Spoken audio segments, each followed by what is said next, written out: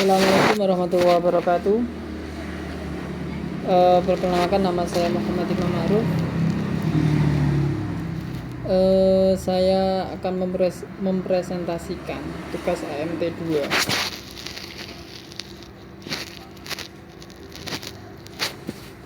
2 tentang teori kepuasan proses. Teori proses. Teori proses adalah pendekatan dalam psikologi dan teori motivasi yang berfokus pada bagaimana proses internal yang terjadi dalam diri individu seperti penilaian, pemikiran, dan interpretasi mempengaruhi perilaku mereka. Jadi pendekatan dalam konteks psikolog maupun motivasi yang berfokus pada internal dalam diri seseorang. Biasanya kalau di sekolah mungkin ada namanya bimbingan konseling yang biasanya menangani seseorang atau siswa yang biasanya perilakunya kurang sesuai dalam lingkungan sekolah.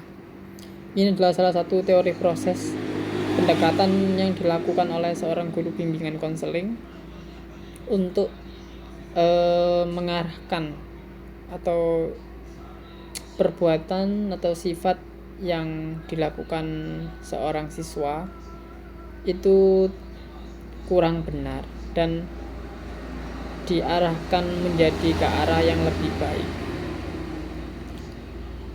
Berikutnya adalah teori harapan. Teori harapan yang dikembangkan oleh Viktor Fromm menjelaskan bagaimana individu memotivasi diri mereka untuk mencapai tujuan dengan memproses ekspektasi mereka mengenai hasil yang akan diperoleh. Dalam teori ini ada 3 faktor utama. Yang pertama harapan, instrumen, dan nilai hasil. Harapan adalah keyakinan seseorang bahwa usaha yang mereka lakukan akan menghasilkan kinerja tertentu. Di sini harapan adalah keyakinan yang diyakini seseorang pada orang lain bahwasanya usaha yang mereka lakukan akan menghasilkan kinerja tertentu atau konteks tertentu yang sangat diharapkan oleh orang itu. Instrumen adalah keyakinan bahwa kinerja yang baik akan menghasilkan penghargaan atau hasil yang diinginkan seperti gaji ataupun promosi jabatan. Jadi setiap pekerja ataupun staf di segala bidang biasanya dia akan bekerja, standarnya kan 8 jam kerja, menghasilkan kinerja yang baik akan menghasilkan penghargaan atau hasil yang diinginkan seperti gaji dan promosi yang dijanjikan mungkin dalam perusahaan dalam beberapa waktu atau dalam beberapa tahun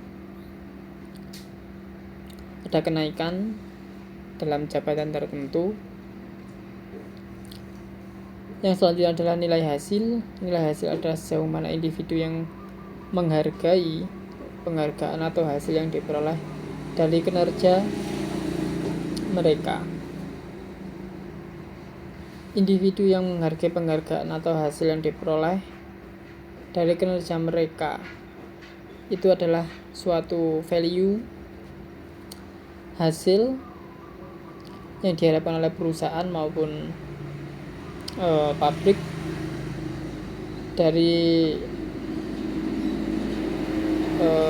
pekerjaan yang dilakukan oleh pekerja. Teori penentuan tujuan yang dikembangkan oleh Edwin Locke mencatatkan bahwa menetapkan tujuan yang jelas, spesifik, dan menantang akan meningkatkan motivasi dan kinerja seseorang. Adapun ada beberapa teori penentuan tujuan seperti tujuan spesifik, tujuan menantang, umpan balik, dan komitmen terhadap tujuan. Yang pertama, tujuan spesifik. Tujuan yang lebih jelas dan spesifik lebih mudah diukur dan dicapai. Jadi harus ada target atau goals yang harus dicapai yang lebih spesifik agar mudah terlaksana.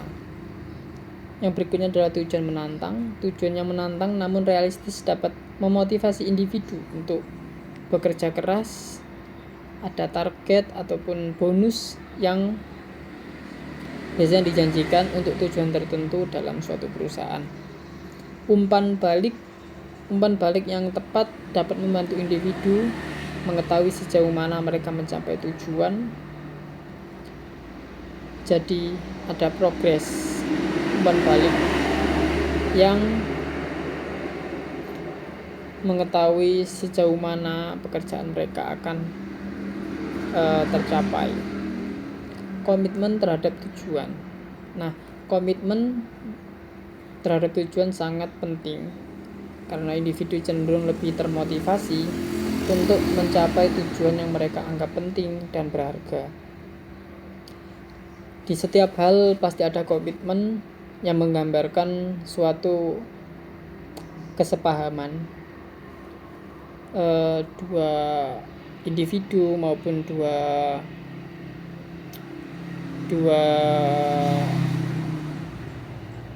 hal atau antara pekerja, staf, buruh dengan perusahaan ataupun pabrik dan sebagainya. Harus ada suatu kesepakatan atau komitmen yang jelas untuk tujuan yang akan dicapai dalam suatu bidang tersebut. Teori penguatan. Teori penguatan yang dikembangkan oleh B. F. Skinner menyatakan bahwa perilaku manusia dapat dimotivasi dan diperkuat dengan cara memberikan konsekuensi yang positif atau negatif setelah suatu tindakan. Jadi menurut ahli B. F. Skinner, bahwa perilaku manusia dapat dimotivasi dan diperkuat dengan cara memberikan konsekuensi yang positif atau negatif tergantung pada suatu tindakan tersebut. Ada beberapa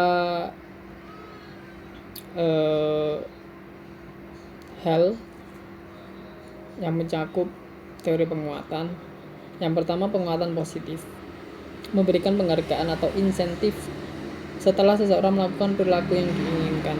Jadi intinya ada bonus insentif yang diberikan seseorang setelah melakukan perilaku yang diinginkan maupun di dalam pekerjaannya. Penguatan negatif, menghilangkan konsekuensi yang tidak menyenangkan untuk meningkatkan perilaku yang diinginkan. Jadi ini sama halnya dengan ini. Konsekuensi yang tidak menyenangkan meningkatkan perilaku yang diinginkan. Jadi ada namanya seperti preventif pencegahan yang untuk penguatan negatif ini dapat dihilangkan. Berikutnya, hukuman, memberikan konsekuensi negatif untuk mengurangi kemungkinan perilaku yang tidak diinginkan. Jadi ada sanksi yang diberikan oleh seseorang ataupun perusahaan terhadap karyawannya untuk tidak diulangi kembali kesalahan atau perilaku yang tidak baik.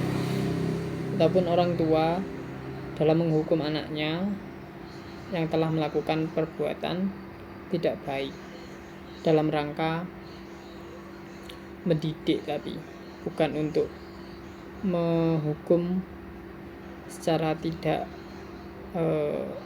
beraturan.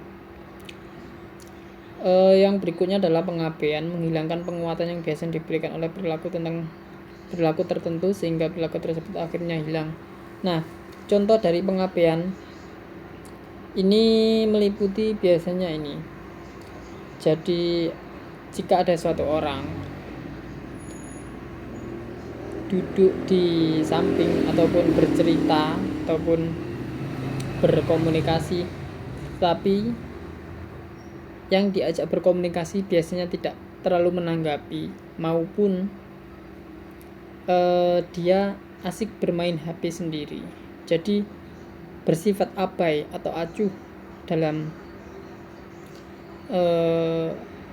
komunikasi ini, karena untuk memberikan efek jera saat seseorang itu yang melakukan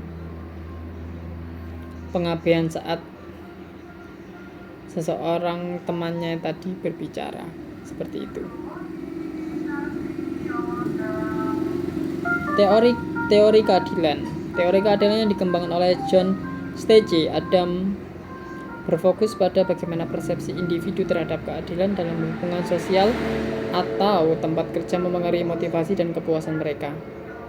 Adapun beberapa hal seperti input, output, perbandingan sosial, ketidakadilan, perbaikan ketidakadilan.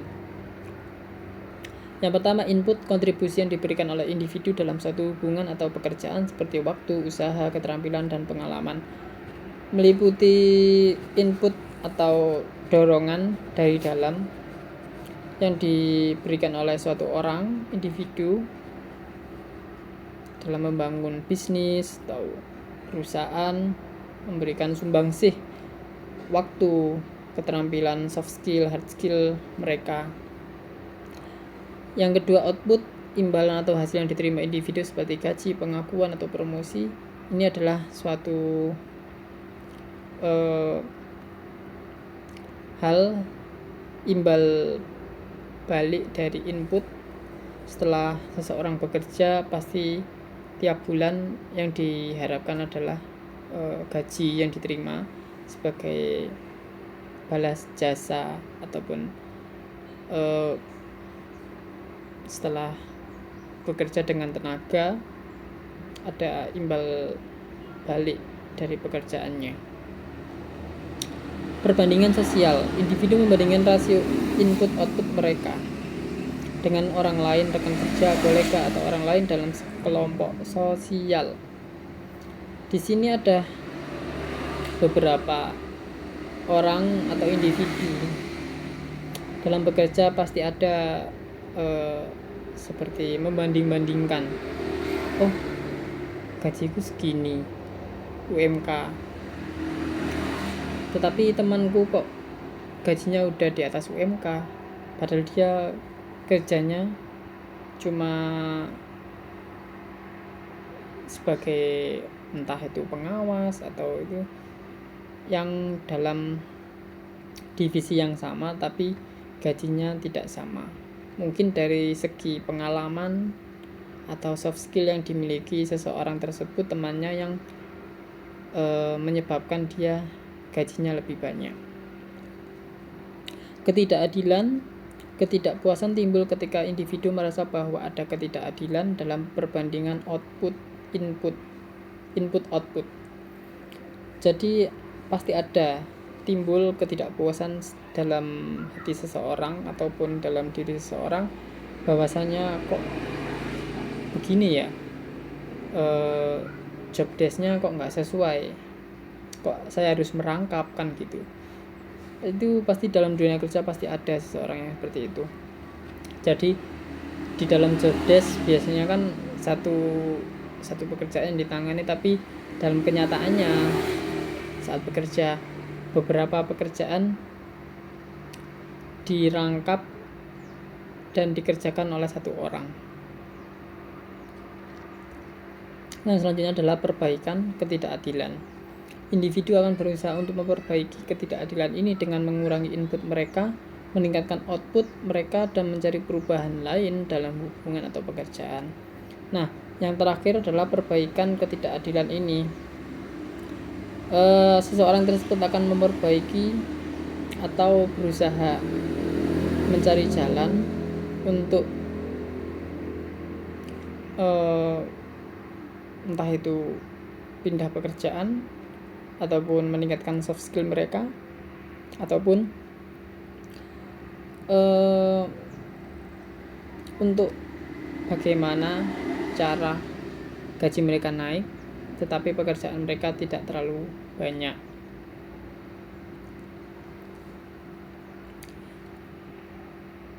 Mungkin itu dari saya, kurang lebihnya mohon maaf. Wassalamualaikum warahmatullahi wabarakatuh.